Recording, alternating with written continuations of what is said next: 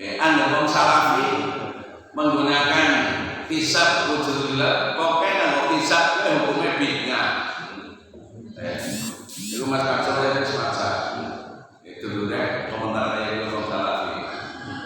Nah, nyamong Anda kau nggak hisab bid'ah, kau jumatan subuh dulu ngasar benernya apa? Ya dulu waktu sholat itu dasarnya asalnya sekarang bisa dihitung ya. Kenapa bisa menjadi boleh? Pada waktu itu zaman Rasulullah ada sahabat Bilal peteng banget, peteng. Tapi urung seluruh senene wis adzan. Barang adzan rampung mau pada buka senene ketolong. Lho iki kepriwe Nabi ngomong, aku pancen ora bisa maca, ora ahli ngitung. Lah kok dadine maca karo ngitung gak doli. Anggap cara salafi sebab Nabi ora maca ora maca gak pada. Sebab ora tiba rasul. Nabi itu disebut ummiyun. Ummi itu artinya orang bisa maca. Nah, Rasulullah mengatakan, aku itu tidak bisa membaca dan tidak bisa menghitung. Jadi kalau salah, wajar. Nah, kepada umatnya dipersilahkan, Iqra, bacalah. Pada waktu malaikat Jibril turun memberikan ayat pertama, Iqra bismi rabbikal ladzi khalaq. Jawaban Rasulullah apa? Ma'ana biqori. Nyomo kata yang maca. Walau pilih walau pilih telu diulang lagi. Iqra. Rasulullah jawab ma'ana biqori. Nyomo kata yang maca. Barang itu rangkul Rasulullah malaikat Jibril. Caranya nyata sebalik pakburan dan tulis surat aja dibaca dengan dulu sih kayak cek tulis 1-4 ketemu enggaknya parah itu banget. Kadang-kadang kebablasan. Nah, nanti kan pakburan nyong ya wong pinter nanya bodoh nih. Tapi kayak gitu ya. Nah, inilah yang menjadi masalah. Jadi kemudian panjenengan sing ulangan dewasa apa bisa digolek berdasarkan ilmu falak niku, perhitungan wujudul hilal bisa hakiki wujudul hilal. Untuk anda ngomong sedikit untuk yang akan datang apa yang disampaikan Said Agil Sindad, sumber teroris itu dari Wahabi dan Salafi. Nah, gue karena mesin ini Salafi itu sokan membid'ahkan wong dan mengkafir-kafirkan orang. Lah itu yang jadi masalah aslinya ngomong gue jane. Tapi karena ngomong kebablasan jadi dimaknai sini geger. Dan ini sumber teroris itu. Padahal aslinya Said Akil itu mengomentari ada aliran yang suka mengkafir-kafirkan orang dan membid'ahkan orang, yaitu antara paham Wahabi dan Salafi. Itu yang menjadi masalah. Maka bagi kita tidak usah mengkafirkan orang lain. Tugas kita itu dakwah.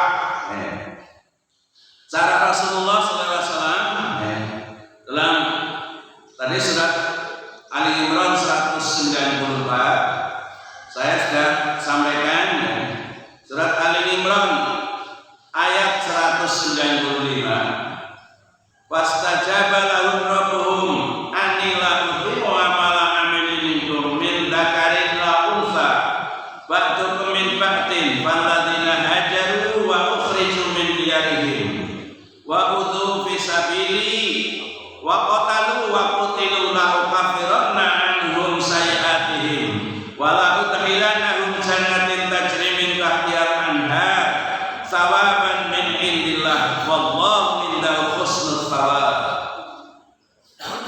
Ayat ini menjadi ayat yang populer.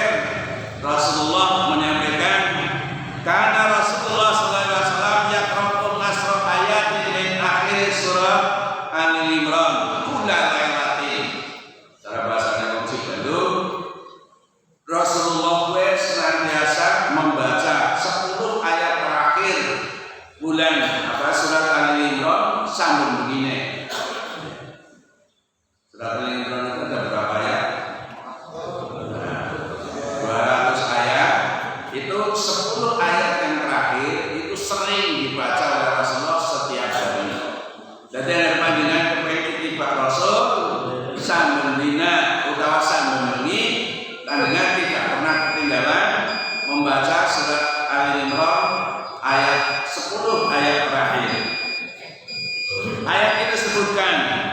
maka Tuhan mereka memperkenankan permohonannya dengan berfirman, sesungguhnya aku tidak menyia-nyiakan amal orang-orang yang beramal di antara kalian, baik laki-laki ataupun perempuan, karena sebagian kalian adalah turunan dari sebagian yang lain.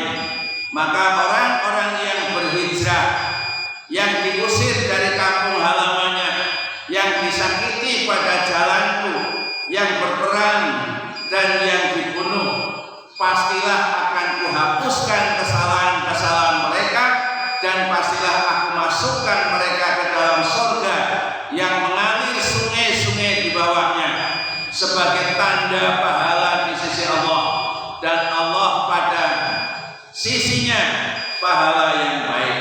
Inilah surat Al-Imran 195. Ini ada kaitannya perintah Allah Subhanahu wa taala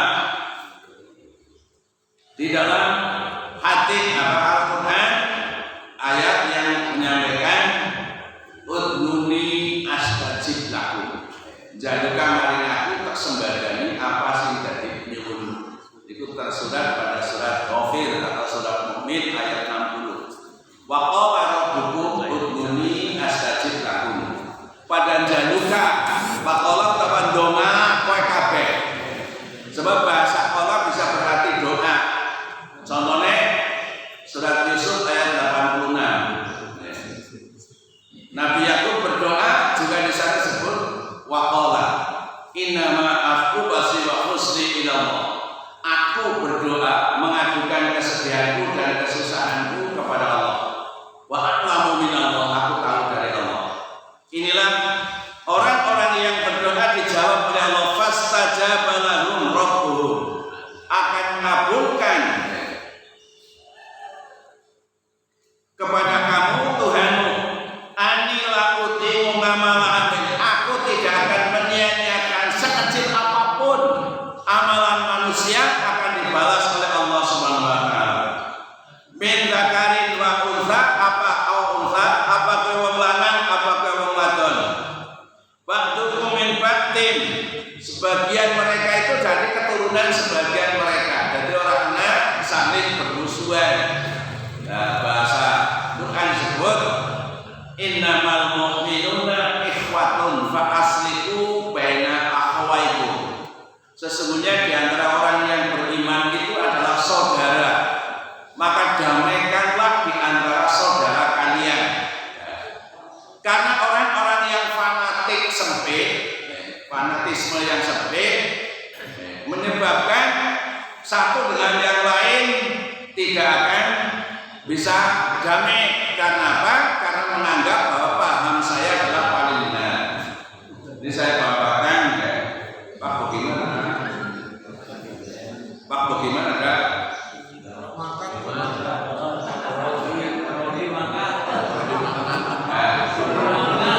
Harap terbaik kita pertilan saya tuliskan ya. Sebab sing dipermasalahkan wong lagi terintis kok suwe pun ora dikekali dua lawan. Nah, terjelaskan kunut ke aslinya kepriwe. Tulis lagi. Ini supaya panjenengan paham. Fastajaba lahu, maka Tuhan memperkenankan permohonannya. Dadi agar panjenengan maca Quran, anak perintah kaya kiye. Niku dicekeli. Nyong anggar butuh apa-apa nembunge mari Gusti Allah disit aja mari wong. Anggernya wis nembung mari Gusti Allah, tekan mari wong, karena wonge sing dilakukan Gusti Allah dilalah dadi oni. Dadi aja apa-apa ngomong disit kita butuh iki wis gugu makya utang bareng wis ora ono nek ngomong. Ya Allah, wong kene penit kabeh yo. Itu sing salah sing nembung. Kudune sesuai karo janji panjenengan, iyyaka na'budu wa iyyaka nasta'in. Hanya kepadamu Allah aku menyembah, dan hanya kepadamu Allah aku mohon pertolongan. Bahasa iyyaka, maka bahasa iyyaka itu harus tasdidnya jelas. Hanya kepadamu, tidak yang lain. Na'budu wa iyyaka dan hanya kepadamu nasta'in aku mohon pertolongan. Bahasa iyyaka ini sama dengan panjenengan nanti memahami ayat Allah yang disebutkan dalam Al-Quran, atiullaha wa atiur rasul wa ulil amri minkum. Dengan anggar secara bahasa untuk memahami patuh maring Gusti Allah, patuh maring utusane Gusti Allah, patuh maring pemerintah. Tapi anggar cara hati hidayat orang kaya gue patuh maring Gusti Allah totalitas mutlak, patuh maring Rasulullah totalitas mutlak. Tapi perintah patuh maring pemerintah, apa maring pimpinan itu tidak ada hati nune. Nah, ana syarate anggar pemerintahane utawa pimpinannya pelaku sesuai dengan ketentuan Allah dan Rasulnya nembe dipatuhi. Kayak gitu. Mulane bahasa apa ulil amri orang nama atimu ulil amri orang ana. Sebab ada syarat patuhnya itu kembali kepada kena yang patuh maring wong sing pimpin yo nggak sing pimpin yo pelakunya sesuai dengan Al-Qur'an dan Sunnah. Itu yang dimaksud. Terus apa ada beko? Jadi ulil amri itu dalam ulil amri itu tidak ada atimu. Sebab ini bersyarat. Perintah ketiga itu bersyarat. Syaratnya kalau pemerintah atau pemimpin kita itu taat kepada Allah dan taat kepada Rasulullah, maka perintah pimpinannya dipatuhi karena sesuai dengan perintah Allah dan Rasulullah. Di situ sebutkan dengan kata lain Allah mengabulkan doa mereka. Lafaz istajabah ini pengertiannya sama dengan yang terdapat dalam perkataan seorang penyair, yaitu wada'in dana ya mayujibu ila ila falam yastajibuhu inda dzaka mujibun. Dan seorang penyeru berseru, hei orang-orang yang mendengar seruan ini, tetapi tiada seorang pun yang memperkenankan seruan saya ini atau seruannya saat itu. Anak ngomong, oh pada perintah tapi janji jiwa nasi roh menurut perintahku. Pada dak itu artinya dakwah itu artinya penyeruan, termasuk bulan pandangan sebutnya bulan itu dakwah artinya menyerukan, mengajak orang lain supaya melakukan apa yang diperintahkan oleh Allah. Gelem ora gelem dudu urusane nyong, dudu urusane wong sing bulan. Gelem ora gelem kuwi urusane karo hidayah. Angger wong kuwi oleh hidayah, gelem lakoni. Tapi angger ora oleh hidayah, wong mangatasa bendina tetep ora bakal robah. Sebab apa? Innal huda hudallah. Innaka la tahdi man ahbabta. Sesungguhnya kamu tidak akan bisa memberikan hidayah kepada orang yang kau cintai. Senajan yang seneng banget mari dia kabeh wong dia kon apik sesuai dengan tuntunan agama. Ora bisa sebab hidayah itu milik Allah. Maka tugas kita hanya mengajak. Sing ora gelem ngejek pas dadi paksa. Kenapa? La ikraha fiddin. Orang paksaan di dalam agama. Qad tabayyana rusdu minal ghayy. Wis jelas di sing salah, di sing benar wis jelas. Di sing benar di petunjuk, di yang menyesatkan sudah sangat jelas. Maka tidak ada paksaan. Yang selanjutnya Sa'id Ibnu Mansur mengatakan telah menceritakan kepada kami sujud dari Amr Ibnu Dinar dari Salamah, seorang laki-laki dari kalangan keluarga Ummu Salamah yang menceritakan bahwa Ummu Salamah pernah berkata, wahai Rasulullah, kami belum pernah mendengar Allah menyebutkan kaum wanita dalam masalah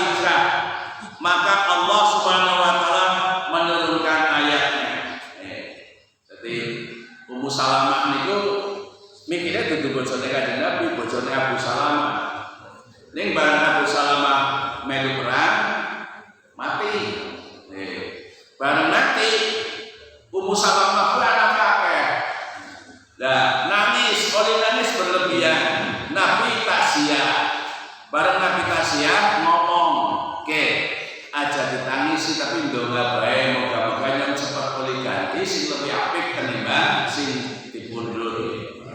Manut donga. Bareng donga, bareng wis pirang-pirang dilamar nang Kanjeng Nabi. Lah Ummu Salamah ngomong, lah kasih Allahumma alhiqni khairan minha, kan karena wong mati kon doa kaya gue, moga-moga yang berikan sing lebih apik. Asal usulnya Ummu Salamah. Ketika mati sing lanang anak kakek, dheweke beban tanggung jawab dan merasa kehilangan benda besar sehingga dia menangis. Begitu Rasulullah datang ke situ, dia masih menangis. Nang Kanjeng Nabi berperintah Allah doa bae moga-moga diberikan sing lebih apik penimbang sing dibunuh. Lah pada selawat tadi kan. Niki anak panjenengan sering ngrungokna Dokter Aisyah niku niki neuron siapa itu? Yang ngerti siapa? Dokter Aisyah niku ngomongna angger kok wadon ditinggal wong lanang bisa tahunan apa maneh tekan sedo ora dengar bojo meneh bisa. Tapi wong lanang ora bisa. Wong yo pengen dina jenuah tanggal loro bareng jaban sing bareng akeh apa dina bagus apa dina apa. Niku Pak Safin Imam Masjid Agung bojone niku ninggal tanggal 29 Desembernya oleh ingahi tegolet. Ya wong dene nikah maneh sih bojone mati kapan? Nah, pada waktu saya memberikan ucapan bela sungkawa tak deleng tanggal 29 Desember terus nikah tanggal 2 April. Berarti 3 bulan persis. Nah, cocok karo apa sih dalam Dokter Aisyah. Dokter Aisyah itu wong lanang ora bisa bertahan hidup mandiri seperti perempuan. Apa yang saya sampaikan, Ummu Salamah ini keturunannya sangat terkenal. Angger Nabi ngarep bojo randa apa-apa, ora mikir ayu apa dunia, tapi mikir kaya akeh banget tak kasih ngurusi angger ora perkara aku terlantar anak putunya. Anaknya sing akeh terlantar. Angger kok kene ngarep bojo takon gak apa ora. Bedane nang ono. Angger anake wis loro telu pertimbangannya luar biasa lah, beban tok. Angger Nabi ora. Sebab nyok duwe keluarga anak-anak Pak Mir kami ya, kan kita ngarep bojo nang Kenyana nang Jakarta. Barang tetakon itu tempe enggak temen ngarep bojo nyok tiru Nabi. Gampang katane ngomong nyok tiru Nabi, jare Nabi be bojone papa apa pira. Nyok nang loro iki. Lah nyok ngomong Nabi ki ngarep bojo niate nulung anak putune supaya terumah anak sing go sebut gondel anak penanggung jawab. Nah, ini yang dicontohkan oleh Rasulullah pada Ummu Salamah. Bahwa ayat yang menyebutkan Ummu Salamah mengatakan Nabi pinter takon. Rasulullah deneng sisi disebutkan jihad sing oleh ganjaran gede wong lanang, lah wong wadon sing endi? Di sini disebutkan fastajaba lahum rabbuhum. Maka ucapan Ummu Salamah mari kanjeng Nabi dijawab dengan Gusti Allah. Allah mengabulkan kepada mereka, Tuhan mereka.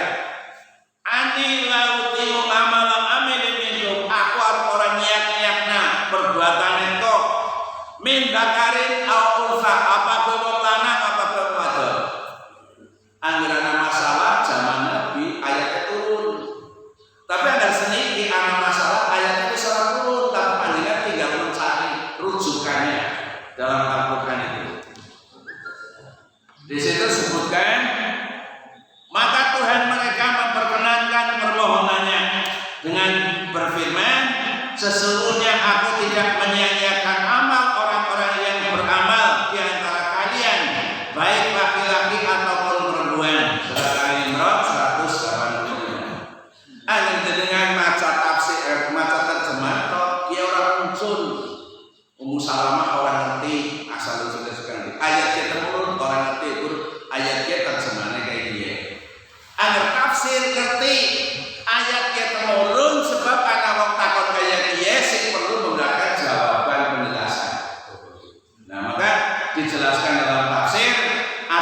sesudah ayat ke turun Ummu Salamah takon maring Nabi denen sing oleh ganjaran gede kok wong lanang tok lah wong wadon oleh endi. Nah, diturunna ayat menjelaskan seperti itu. Orang-orang Ansor mengatakan Ummu Salamah adalah wanita pertama yang datang berhijrah kepada kami. Ummu Salamah itu wong wadon pertama sing pindah saka Mekah mari Madinah. Imam Hakim meriwayatkan di dalam kitab Al-Mustadrak melalui hadis Sufyan ibnu Uyainah. Kemudian Imam Al-Hakim mengatakan bahwa hadis ini sahih dengan syarat Imam Bukhari, tetapi keduanya Imam Bukhari dan Imam Muslim tidak mengetengahkannya.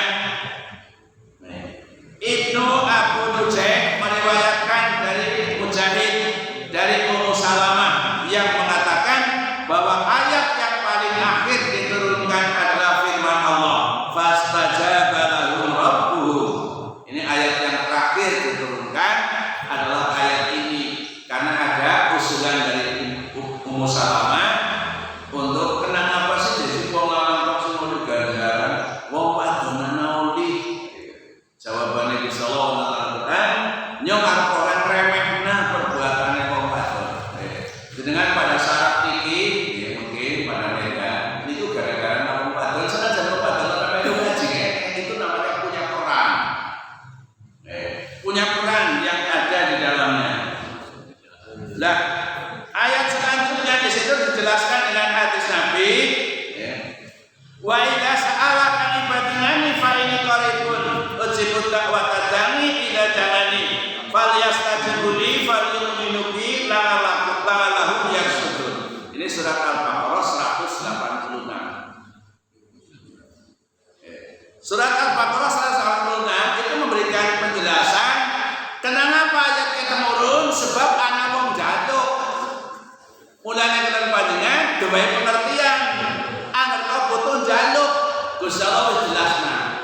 Wa idza sa'alaka ibadina yang ana wong takon urusan maring aku maring Gusti Allah.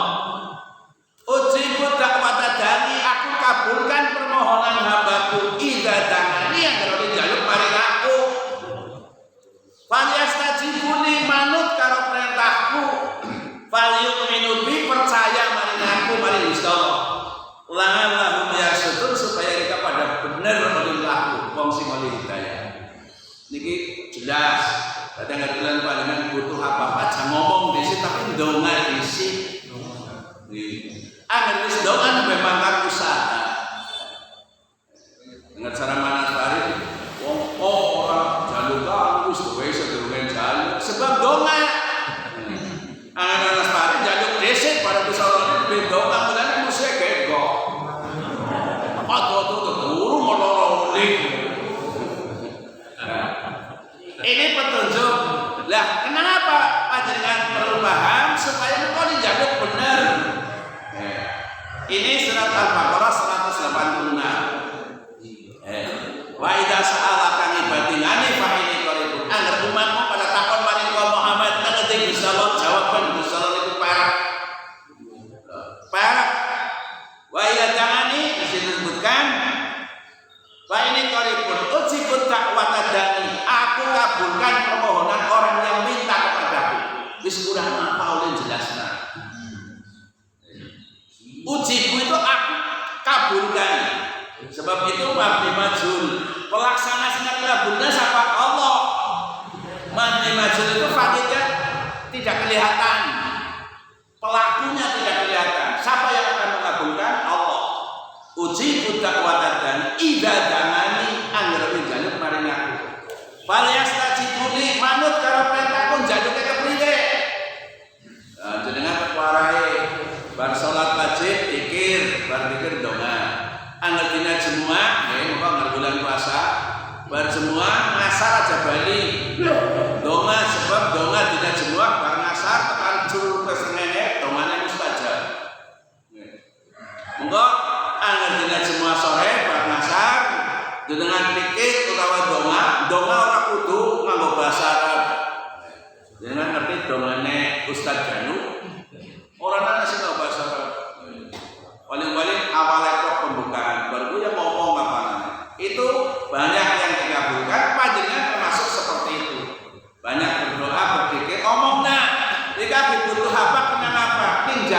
sing kira-kira nyongkayen. Aja sing berlebihan. Kalau saya nyongkayen kayak Pak Dalo, ya ora bakal kayak yang ngurusin. Kok praktek sih di bodol keder. Pak Dalo mobil bilang-bilang perkara dan dari kapan kalau dia mulanya aja jangan juga sesuai dengan yang dibutuhkan. Harus sesuai dengan itulah janji Allah. Penjelasan ayat ini itu ada kaitannya anila udingu ngamal itu. Aku orang niatnya perbuatan kondongan itu orang bakal tersia-sia. Orang bakal minta kari kausa boksi ngomong wis sing ndonga wong lanang wong wadon orang tersia-sia regane. Karena apa? Baktu komentar karena bagian kamu itu dari sebagian yang lain. Bisa reko anak sebab anak wong wadon sebab anak wong lanang. Itu satu kesatuan yang tidak bisa dipisah. Ya satu paket. Anggaran wong lanang orang karo wong wadon angel bahagianya. Rumah tangga angel bahagianya. Lah contohnya dia kayak urip dhewe kan alah penderitane iki akeh tinimbang bahagia. Ya, sebab apa? Menyalahi sunatullah. Sunatullah itu perintahnya apa? Fangkihul ayyama minkum wasolihina min ibadikum wa imaikum. Kalau sampai nanti ini paket kalau kitson sing apa? Ini surat urusan nikah. Anggir kalau nikah pada wis duwe anak, wis mampu, wis dewasa umure, apa kowe anak, apa kowe pembantu, apa kowe keponakan, supaya dinikahkan. Itu sing diperintah wong tuane ora boten bolan dawet. Sing diperintah orang tuane, fangkihu itu fi'il amal. Perintah sing diperintah wong tuane. Wasolihina min ibadikum wong sing saleh dari hamba-hamba. Wa imaikum dan pembantumu. Iyakunu fuqara'a angger nikah pada nikah ora duwe apa-apa. Yuhnihumullah min fadli. Gusti Allah sekarang pawe kecukupan. Enggane nyuwun pedhawekan ora bakal karena kaya iki ora sebab menyalahi ketentuan Allah. Ana wong kok lanang karo wadon urip bareng sumane ora nikah, ora bakal bahagia. Ora bakal. Senajan bareng sumah enggak apa-apa bisa, tapi kebahagiaan tidak ada. Karena apa? Tidak sesuai dengan sunnah Rasul. Itu yang disebut atiiullah wa atiiur Rasul. Manut karo perintah Gusti Allah, manut karo utusan Gusti Allah. Demikian yang dapat kami sampaikan. Lebih kurangnya kami maaf. Marilah kajian pagi hari ini kita akhiri bersama dengan doa kifaratul majlis.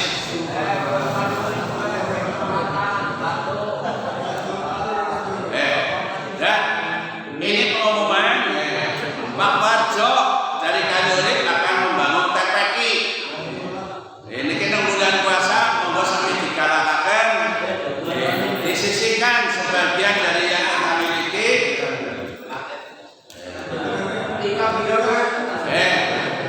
Infak mulai sekarang harus dibuka dompet mengapa ngomong Kalurit dengan analisa dana yang dibutuhkan 252 juta. Aktiru wong daluan. Nah, ya aja pada tersuraki, mudah-mudahan bisa. Koyo pesimis temen nang ngerti Warjo. Nah, ini mohon doanya dan sekaligus partisipasinya untuk TPQ Kalurit sing wis bocah akeh kurang duwe dina. Nah, sehingga ada orang wakafnya sudah digunakan, distruktur, diproses, dan ini akan digunakan untuk TPQ. Supaya kedepannya besok akan mati sesuai kalau hadis Nabi, sedekah jariah sudah punya. Dan perlu diketahui di bulan suci Ramadan ini kita mulai menyiapkan diri untuk senantiasa berbuat yang terbaik untuk mendekatkan diri kepada Allah Subhanahu wa taala.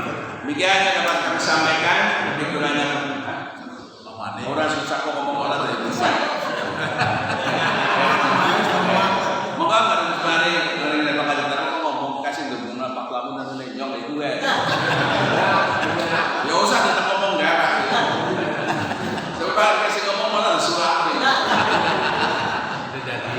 bulan hadiah. Tamannya butuh pikiran. Bapak yang terpenting kita menyambut bulan suci Ramadan, kita masuki bulan suci Ramadan dengan penuh optimisme. Yang diparingi sehat, diparingi waras, kekuatan cukup ekonominya untuk menyambut bulan suci Ramadan dan beribadah sesuai dengan tuntunan Allah dan Rasulullah. Akhirnya, wassalamualaikum warahmatullahi wabarakatuh.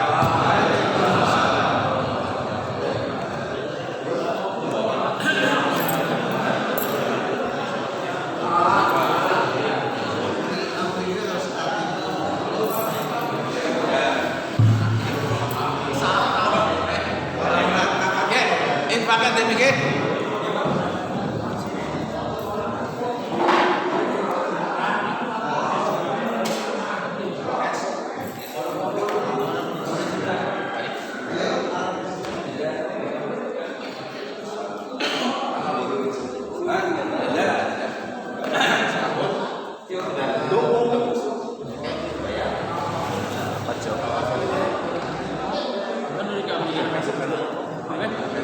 Insya Allah.